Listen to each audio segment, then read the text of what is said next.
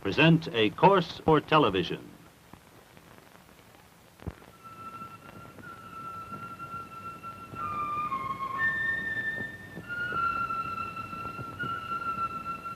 The Religions of Man, with Dr. Houston Smith, Associate Professor of Philosophy of Washington University.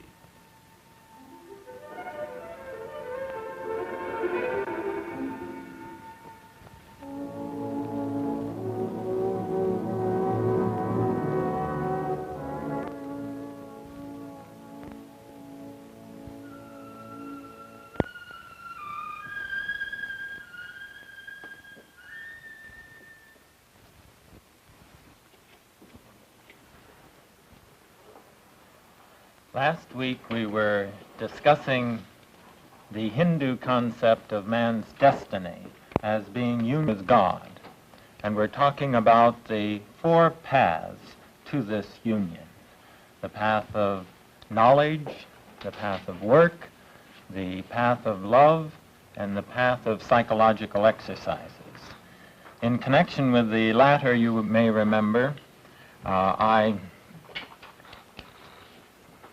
went through the routine of the posture, which is normally assumed as conducive to the mental states which they are trying to bring about.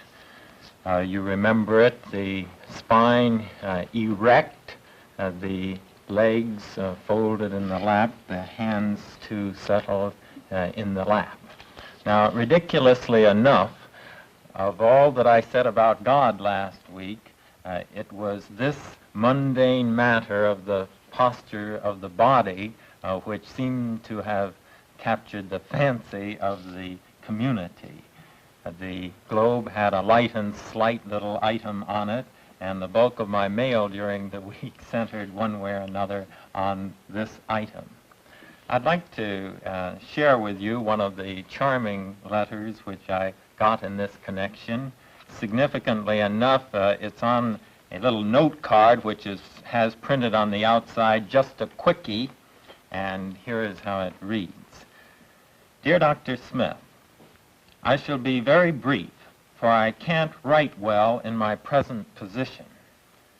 I have my left foot in my right pocket and my right leg pretzeled around my left. How do I unwrap? I am eagerly awaiting next week's show, hopefully, Mrs. Edward Jones.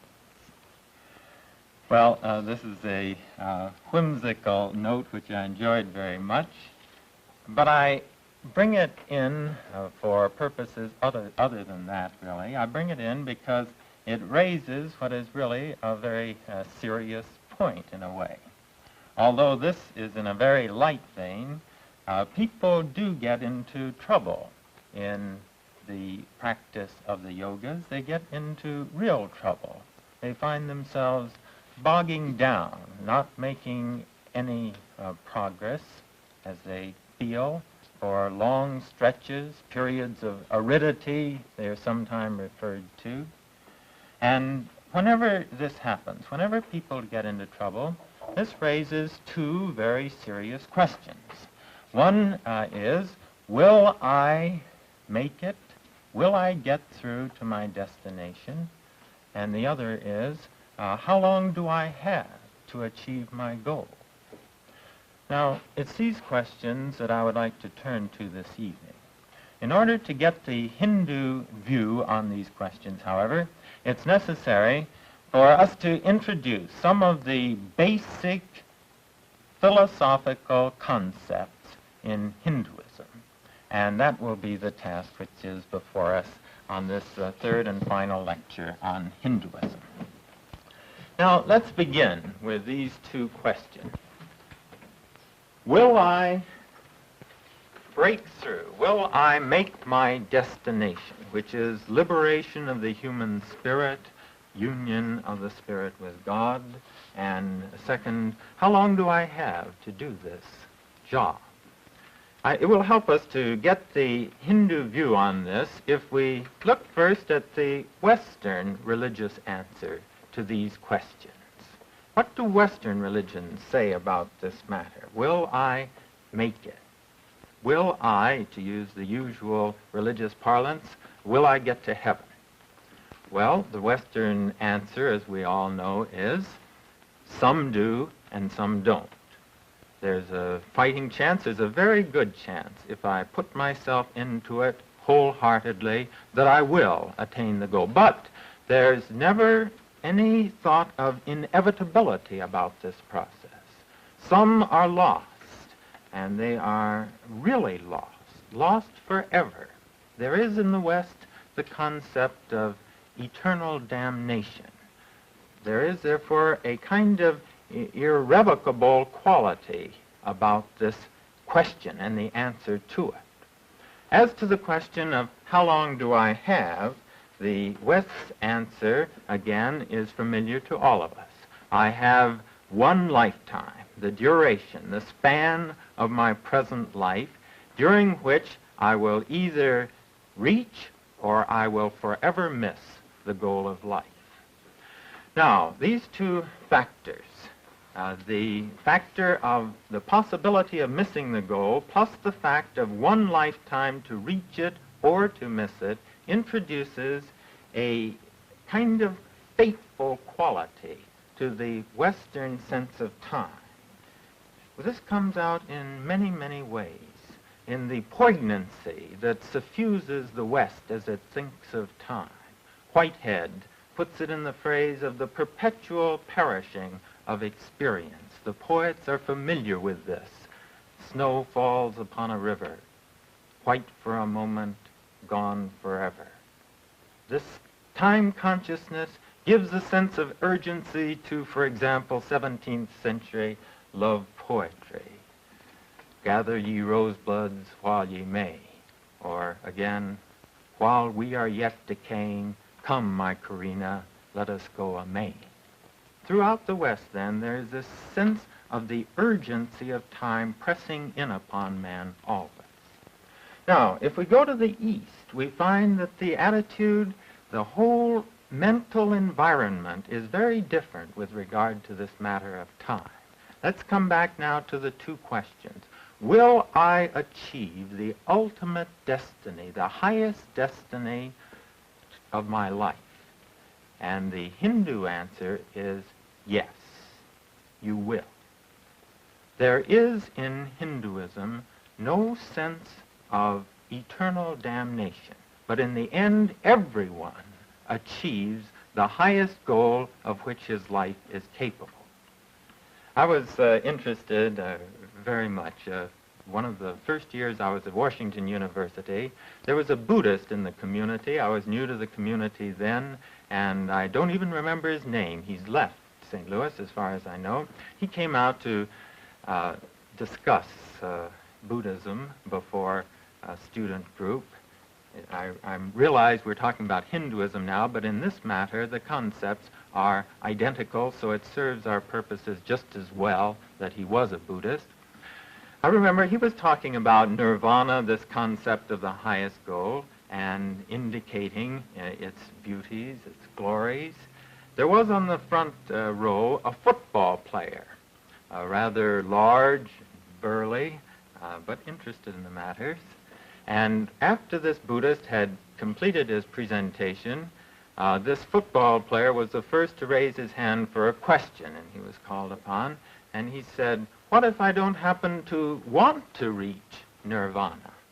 And the Buddhist replied, "In that case, it will take you a little longer." Well, this is typical. It speaks directly to the Indic point of view on this. If you haven't cultivated the taste for enlightenment, this will take you a little longer, but sooner or later you will come to this taste, and in the end you will get there also. Well, we see then a basic difference with regard to time, with regard to how many will reach destiny, the human destiny. As to the question now of how long I have to reach my goal, again, the Indic question answer is very different from the West. Rather than being one lifetime, the Indic answer is that I have as much time as I need. Now, how can this be? Well, this brings us to one of those basic philosophical concepts which we must introduce into the picture this evening. It's a concept that we've all heard about in connection with India. It's the concept of reincarnation.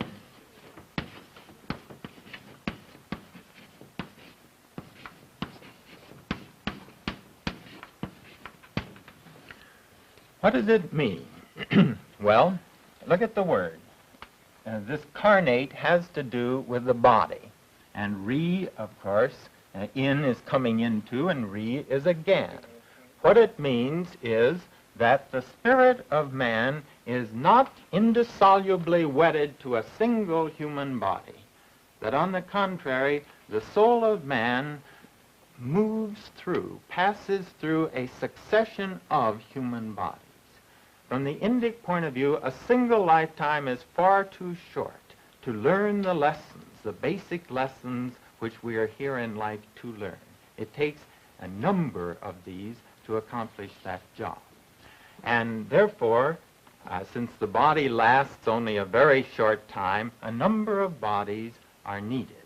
The concept, to put it rather crudely, is like that of our bodies passing through a number of suits of clothes. When we wear out a suit of clothes, we don't figure that our life is through. We simply don a new suit of clothes. Similarly, to carry over the analogy, the spirit of man dwells in a body, but when that body decays, then this spirit simply dons a new body. Now, what are we to think of this concept? Is it something that, I don't say that we can believe, but is it something that we in the West can take seriously? Belief is another matter. Well, I'm not here to argue the case, but I think it is worth noting that many of the great thinkers of the West have at least entertained this idea as a serious possibility. From Plato to Origen, from Blake to Schopenhauer, from Burma, Kant, and Swedenborg, to Browning, Emerson, and Whitman. These are some of the names in the West who, as I say, have considered this possibility with various degrees of acceptance, but all taking it as a serious possibility. But we're not here to talk about the extent to which the West agrees. Let's continue with the East. Why do the Indians believe in this doctrine of reincarnation? Well, I think they would put it this way. First of all, on theoretical grounds. People are different. And we come up against that stubborn fact time and time again. They have different capacities, different interests, different moral conditions. I've known people that seem to have been born sweet, you can almost say, and others who just have a terrible time in life. Now, how are you going to explain the vast range of difference in human possibilities? We have musicians, Mozarts and Beethovens, who very young, without the elaborate training, take to music with great facility. Well, the Western interpretation is based on two things. First of all, the idea of environment and heredity. I would say that we in the West are banking our interpretation of these differences on these two concepts, environment and heredity. Well, here the Indians would simply say, well, that may be so. You may be right that those two could exhaustively account for these differences, but you haven't by any means proved the case as yet that these two factors can do the accounting job.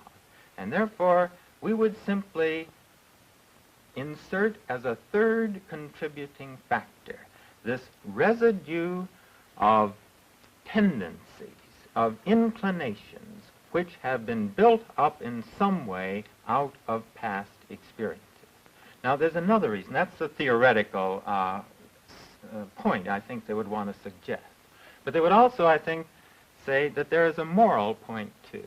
And that is that without some sort of concept like this, it is very difficult indeed to argue to maintain the case for a moral universe, because people simply do not have the same opportunity. Some are born handicapped in one way or another, and either you have to say this is just chance, someone got the hard breaks. Either you have to just dismiss it to chance, or if you're going to sustain the moral factor, you will have to say that somehow responsibility for that was developed in their past lives, and also that what they do in this life will bring them, if they react to their challenge in a creative way, to a better condition in the life to come. There are then, I think they would want to say, two reasons for, at least these two reasons, for entertaining this as a possibility. Now let me ask another question. Do we, from the Hindu point of view, do we return at once? That is, are we reborn? When we die, are we reborn into another body at once? And their answer is no. Here we need to really get a simple diagram of their view of the universe. It centers in this world as we know it, the world of action, as they would say, this world of experience here and now. But that's not all there is to reality. Above this world, there are finer worlds. These are also material worlds, but they are too subtle in their material nature to be seen by the eye or picked up by the instruments. Also, below this realm of action, this world as we know it, there are lower worlds. Now, when the spirit of man leaves a body, from the Hindu point of view, if it has lived a good life, it will go to one of the upper worlds. If it has lived poorly, it will go to the bottom, one of the lower worlds, where the experiences are less pleasant. But these upper and lower worlds are not worlds of action. You don't do anything in these worlds.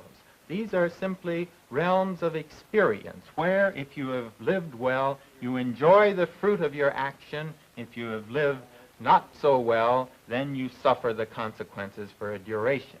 But after staying the duration in one of these realms, then you return again into the realm of action. And if you lived well in the past life, you will be reborn with more favorable dispositions and tendencies. Salvation, however, according to the basic Indian view, lies outside of all this, because this is all material. Ultimately, when liberation comes, the spirit is relieved of all material encumbrances, and then he enters into direct union with God. Now, while we're on this cosmology, let me just introduce a couple of other points about it so we can get the Hindu perspective. There is in the Hindu outlook what they call the day of Brahma and the night of Brahma. By that they mean that this material world isn't constant. Rather, it's sort of like a gigantic accordion.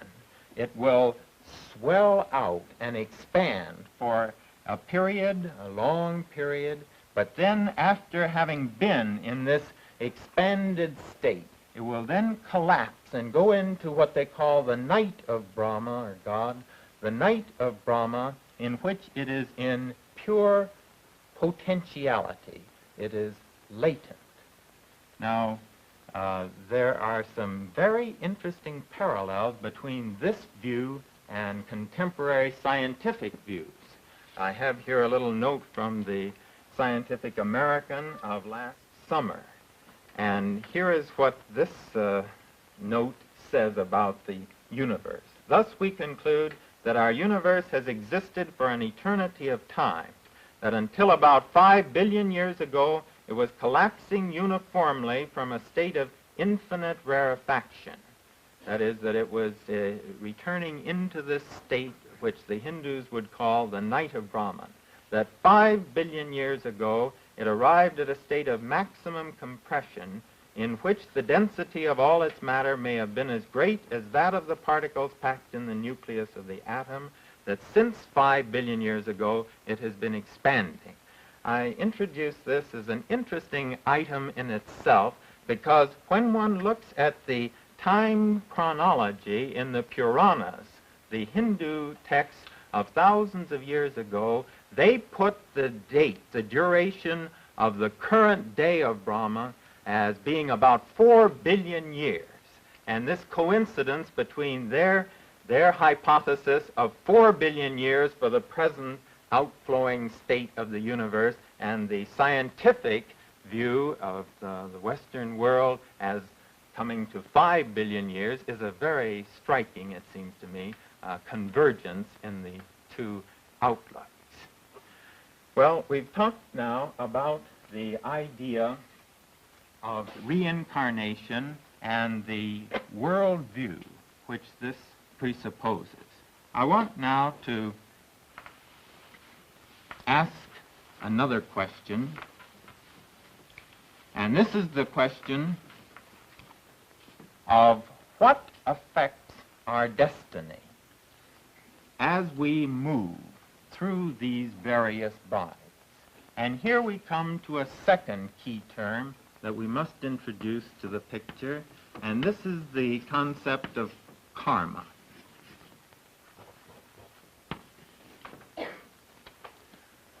Karma, briefly, is the law of cause and effect as this pertains to the moral and spiritual realm. This is something we're very keen about, cause and effect. Our Western science has made us very alert to ideas of cause and effect. Well, the Hindus here are extending this law, applying it to the realm of man's moral and spiritual life as well. Well, we do the same thing. We have in our own tradition such phrases as a man sows, so shall he reap.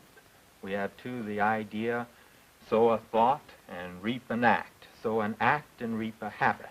Sow a habit and reap a character. Sow a character and reap a destiny. Well, this is essentially the idea of karma. But they carry this to absolutely complete terms. And what I mean by that is they would say that a man is fully responsible for his present condition.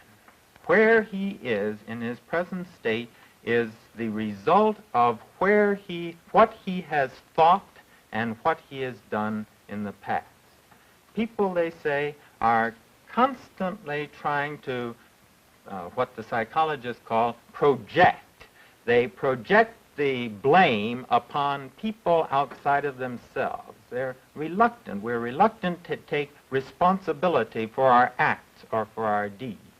But according to this doctrine of karma, or the universal law, moral law of cause and effect, we can't blame anyone else ever for our condition, because our condition has been built up by what we have thought and what we have done.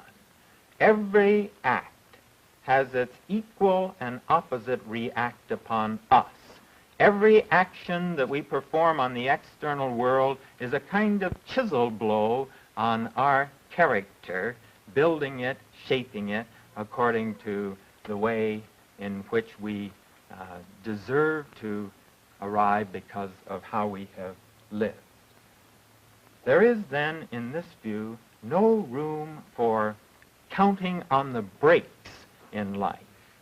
Here again is what people, how many people go through life waiting for some great moment when the brakes will come to them, when they will be called up on the quiz program and will give the right answer and $5,000 or something will come tumbling into their laps.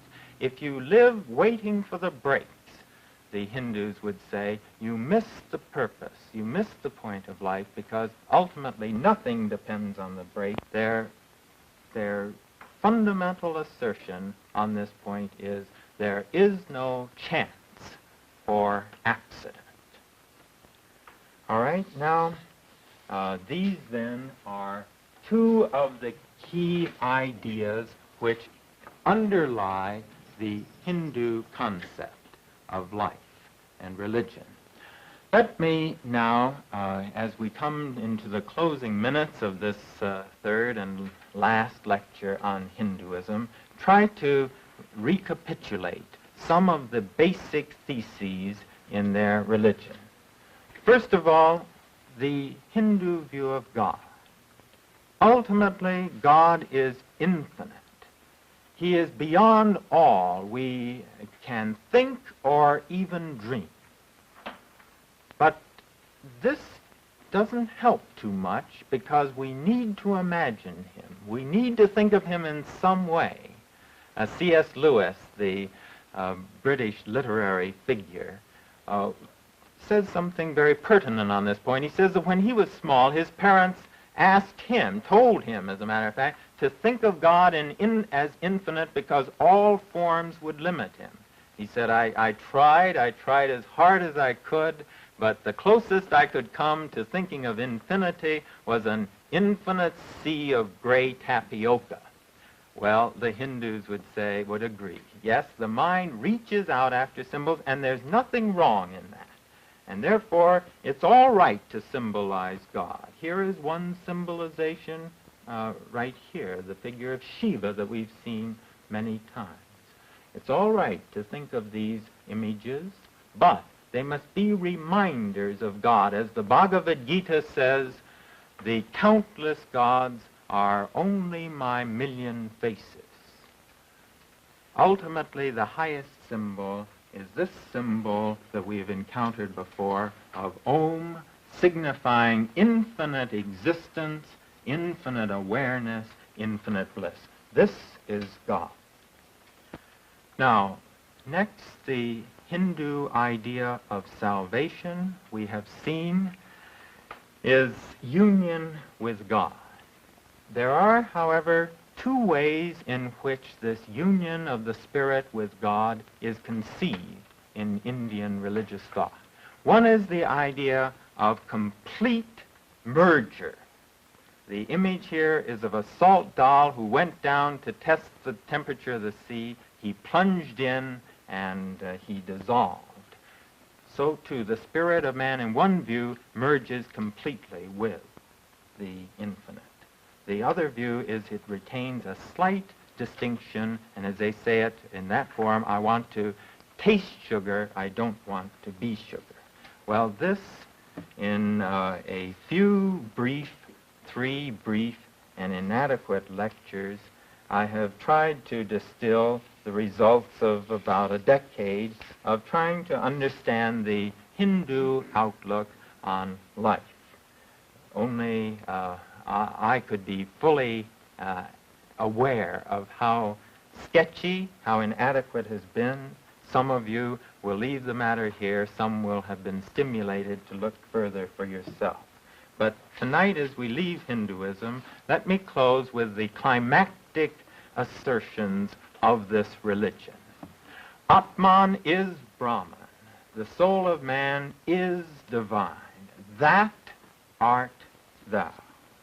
As the Upanishads put it, he indeed, the Lord who pervades all regions, it is he again who is born as child, and he will be born in the future. He stands behind all persons, and his face is everywhere.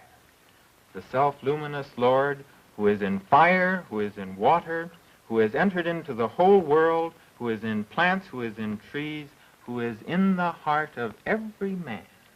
To that Lord, let there be adoration.